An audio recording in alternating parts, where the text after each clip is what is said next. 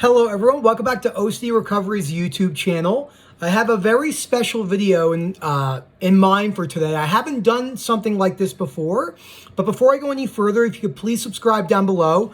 Lots of great resources coming up on the channel. I'm actually going to move this over a little bit so maybe I'm in the light a little bit better. I honestly think that made no difference at all, but whatever. So what I'm going to do today is I got the first book on the reading list, How to Stubbornly Refuse to Make Yourself Miserable About Anything, Yes, Anything, by the founder of cognitive behavioral therapy, Dr. Albert Ellis, which came from REBT, Rational Emotive Behavioral Therapy, which he created that in 1955. Now, I always give a little background before that. So Dr. Albert Ellis, besides practicing psychotherapy for 70 years and creating the Albert Ellis Institute in New York, he did practice psychoanalysis, a lot of talk therapy from the Sigmund Freud stuff. And in his opinion, he just didn't think that diving into your past was actually the best way to move forward with getting over your irrational beliefs that you hold in the moment right now. So I'm actually going to go over, the cool thing about this book is that not only does it show you the way to dispute your irrational beliefs, but premise that just reading this book is not going to make you recover from OCD. Trust me, we all thought that in the beginning, but it takes practice, relapses, setbacks, backdoor spikes, ups and downs. So in each chapter, there's an exercise, which is really cool. So I'm rereading the book for, I think, the 5th time. This time I'm rereading it because I needed a little bit better understanding about what I was missing with the fears of me being overweight and how fitness really took a toll on my irrational beliefs. So it's also really good for you guys and ladies and gentlemen to be able to, give you the best advice I can give you, what's worked for me and stuff like that. So this is my favorite exercise in the book. It's on page 119. It's exercise 14, and it's what we call the DIB sheet, basically how to dispute your irrational beliefs and the structure of what to do. So I'm going to go through it, the example that they have right here, and then we're going to talk about it. So for this exercise, you can write out an REBT sheet for disputing your irrational beliefs. And then basically, these are some of the questions that you can prompt yourself. And I do suggest you do pause this video. Well, number one, I highly suggest you buy the book. Because if you could see, I am a big highlighter, writer. No. Don't lose it. Go back in. There we go. Big highlighter and writer and stuff like that in my books. We do suggest you do get the hard copy of the book. I talk about this in my low frustration tolerance videos. If you don't have that, it can be really easy to just, not really pay attention with the audible. And I get it, we're suffering, but it does build that low frustration tolerance. So what is the irrational belief that I want to give up? How can I rationally prove this belief? What evidence can I find to disprove this belief? Does any evidence exist for the truth of this belief? What are the worst things that could actually happen to me if I give up this belief? And this is probably my favorite one. What good things could happen or could I make happen if I give up this belief? So let's go to the example that he has and let's talk through it. I do think some people might have some of this example that he uses. So what is the irrational belief that I want to give up and dispute? So I must not have to work hard at changing myself with REBT.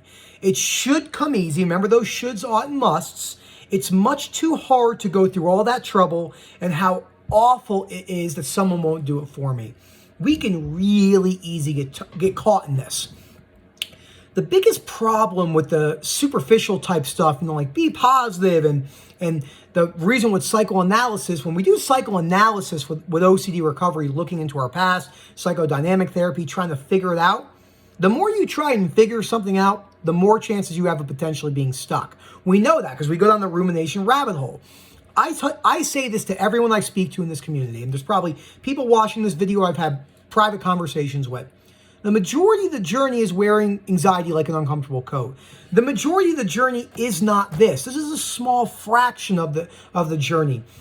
I kind of like using it in the Pearl Harbor sense, where Doolittle, who did the raid on Japan, said that, it's just a prick through Japan, but it's going to hit him through the heart where it matters the most. That is where this is, okay? This hits OCD in its core, in the heart. But the surrounding battles, I don't like using the word battle, but for the reference, the surrounding recovery journey is going to come from wearing anxiety like an uncomfortable coat and showing yourselves in the behaviors that you can do things. I am going to be doing, the next video I'll be doing tomorrow is talking about why it's called CBT or REBT, the behavioral aspects of it, and why that matters so much when it comes to recovery of any anxiety disorder or your fears or phobias.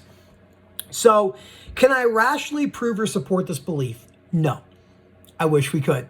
I wish wouldn't it be cool if someone could, hey, recover for me? But we can't do that. I wish. Actually, I don't wish that, because now that I've gone through what I've gone through, it's built my frustration tolerance so high. Things that used to really set me off, I'm just, boop, cruising. I let them happen. So no, we can't prove that we can't stand it, and we can't prove that it's not too hard. Yes, it's difficult. Yes, it has ups and downs, but you can stand it. You want to know how I know you can stand it? Because you're here watching the video. And you might be chronically suffering for years, maybe months, maybe 10 years, but you're still here. Not saying you enjoyed it. You did have enjoyable moments in your life. When we used to catastrophize, I've never had an enjoyable moment in my life. I used to say stuff like that. Rob would tell me to shut up. And he was correct. So what evidence can I find to disprove this belief? This is important. So, considerable evidence. There is no reason why I must not have to work hard at changing myself with REBT. If hard work were not required, changing myself would be very easy. Now, it's important to talk about this. A lot of people don't have a great grasp at unconditional self-life and other acceptance because it's not easy to grasp. Also, a lot of people use it as a tool. They think you're going to apply it and then change in the moment. That's not how it works. It's a little bit different than actual direct exposures. Unconditional self-life and other acceptance takes a little bit of a finesse. It takes you have to adopt these philosophies. I didn't just say to myself, okay, accept other people and you won't want to jump out of your car and start fights on the road. No, it took me a long time. For me personally, it took almost 2 years to really get underneath that. And I still struggle at times. So, but obviously it's not easy. So it looks like I better acknowledge that if I want to change, I damn well better work at persistently doing so, and it's going to be hard work. This is unconditional life acceptance, as Momin was talking about the other day in one of the WhatsApp groups. Part of acceptance is accepting that you have OCD. This isn't the easiest thing for people to do, but it's really important to do so. And you can work at accepting that you have OCD. So, where is it written that changing myself by using REBT should or ought to come easy? Only in my grandiose wishes and in my silly head. No matter how desirable it is for me to change easily, my desire for ease does not automatically bring it on. It's just super important to talk about because, we have these beliefs in society that life is supposed to be easy, that deservingness must be real. Now, this isn't to say that we would not prefer fairness or prefer something to be easy or deservingness, but because they cannot be proven or disproven, and because it's subjective, which means it means different things to different people, it's not in the realm of rational emotive behavioral therapy. This doesn't mean that you can't prefer something to be fair, but if you think that the world must be fair, if you think that recovery must be easy, then you're going to set yourself up for some disaster potentially. So let's see. There's 6 points in this one. I'm not going to read all of them. This is the one I highlighted. When I was getting my oil change today, I was reviewing this and I was thinking, what ones do I really want to talk about? Yes, it's very hard for me to change, but I better face the fact that it's much harder if I don't. Would you rather work at recovery and potentially make progress, or never work at recovery and potentially get worse? Now, could you get worse in the beginning while working on your fears? Absolutely. The majority of us do. The majority of us get extreme bouts of anxiety and stuff like that when you start to actually work at your core fear. So, but in using it in this means, it is not more than bad, and it may be inconvenient, which obviously having OCD is definitely inconvenient. The disorder is inconvenient. It's an inconvenient disorder that can be annoying and cause lots of severe struggling. Such struggling that I ended up in a mental hospital. which I will be doing a video actually going to a mental hospital. Maybe I'll do some interviews. I think that would be a really cool one. But we'll see. Totally off topic. Number 4. Does any evidence exist for the truth of my irrational belief? I must not have to work hard. No, there's no truth that I can see that. There is good deal of evidence that it is hard work to work at changing myself with REBT, and that is how it should be this hard if I believe that it must be this hard. If you believe that it should be this hard, then guess what? You're going to believe it should be this hard. If I persistently work hard at using REBT, I may later find it easy and automatic to do so. So that's a really good point. There's a lot of things now where I don't even have to really think consciously about it. I worked very hard at some of my irrational beliefs surrounding somatic OCD and it ruining my life.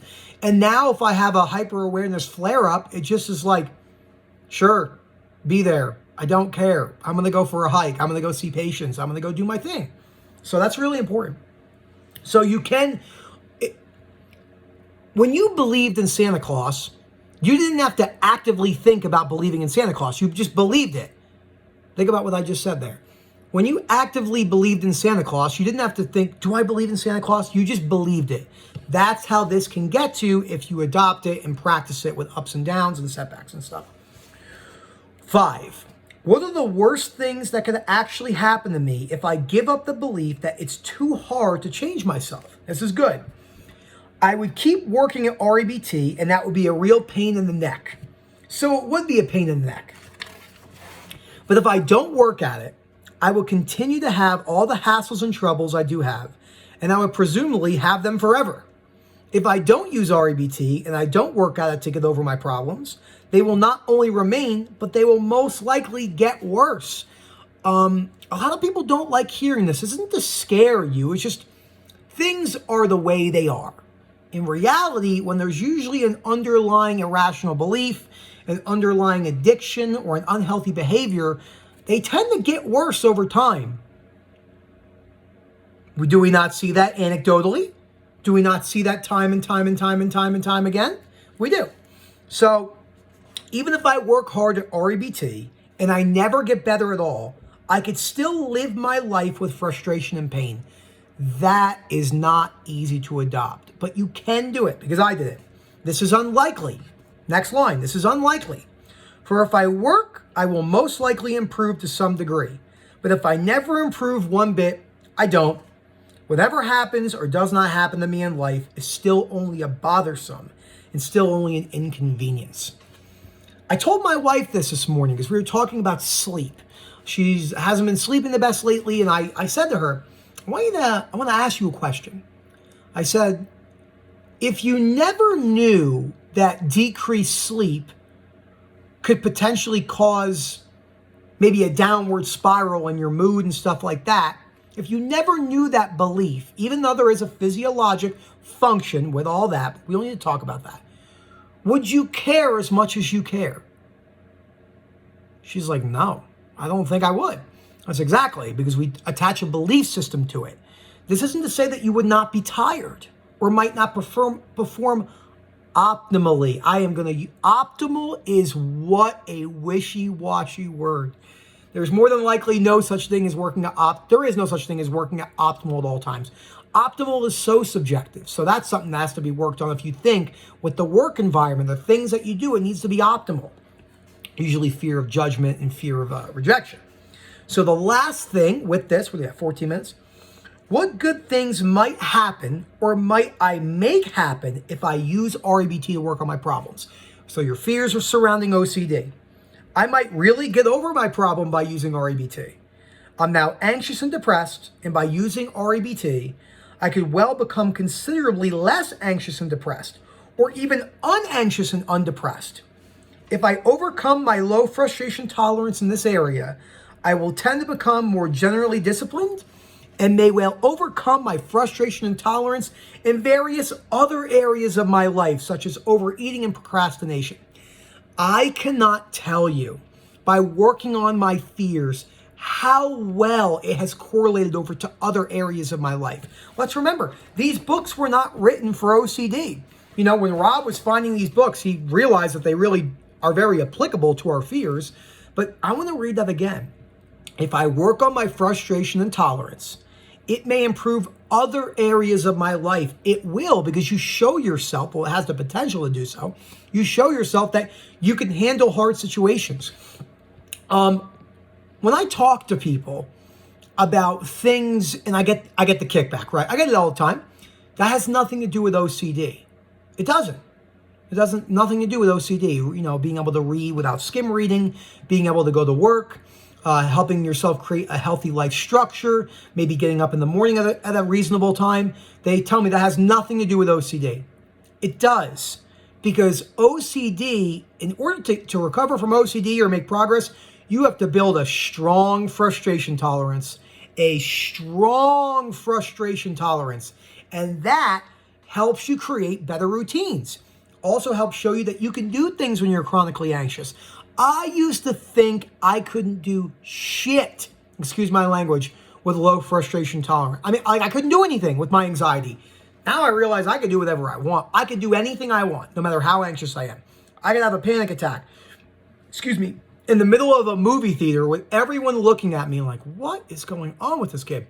Get back up. They're like, hi, I had a panic attack. I'm going to sit back down. Because I've worked on this stuff. Before, that was not a possibility in my mind. In my mind. I probably always could have done it. It just felt so real. As we know, it feels as real as it can get. So, and then the last, by working against my frustration and tolerance, even if it takes me a while to succeed, I will get better and better, and at times may even enjoy my activity, maybe even enjoy my REBT homework. And I can see that I am increasingly promoting my own independence and emotional mastery. What could be more rewarding than running my own life? Now, that is a great way to end it. I do want to end it with this, because I get it. You might be stuck, you might be hopeless. I've been there. I know exactly what you're talking about. To a T. To a literal T, where I thought my life was ruined. At the time, I couldn't see it. As Steve Jobs says in his famous commencement speech from 2004 on Stanford, highly suggest watching that great commencement speech. You can only connect the dots looking backwards. At the time, I thought I couldn't do anything.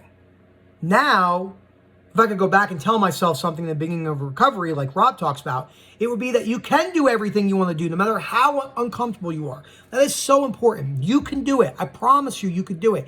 I'm not saying it's going to be easy. It's going to be very uncomfortable, but you can do it. So, again, this is exercise 14, and this is in the chapter, it's in chapter 14, because it's called exercise 14. It's called using work and practice. And then to end it, you largely upset yourself at point C, your consequences. And do not only get upset by others or even the events, your activating events, but you do so by accepting your irrational beliefs. That's key. And this is really important. The book, first book in the reading list. I mean, I can't say anything else about the book. I mean, the book has changed my life forever. It's not just this book that's changed my life forever, or just a particular one thing. It's multiple things. Meeting Rob and having OCD and going through recovery and meeting the moderators and the community we have. We all have to thank Rob for this community. I might be a part of the community now, but I wasn't there for the first 10 years or 14 years when Rob was building it. So Rob has really done a great thing. And there's plenty other people that can offer great advice in the OC community besides Rob. There's also not a lot of, either there can not be good advice, but that's in everything you do. So you have to figure it out for yourself. No one's going to be able to make you recover, them. They're not going to be able to be like, I'm going to bring you to recovery. We provide tools. Maybe we go through an exercise like this. If you like this video, let me know. We can go through other types of exercises, maybe not in this book, that work for me. So thank you so much for watching, and have a great day.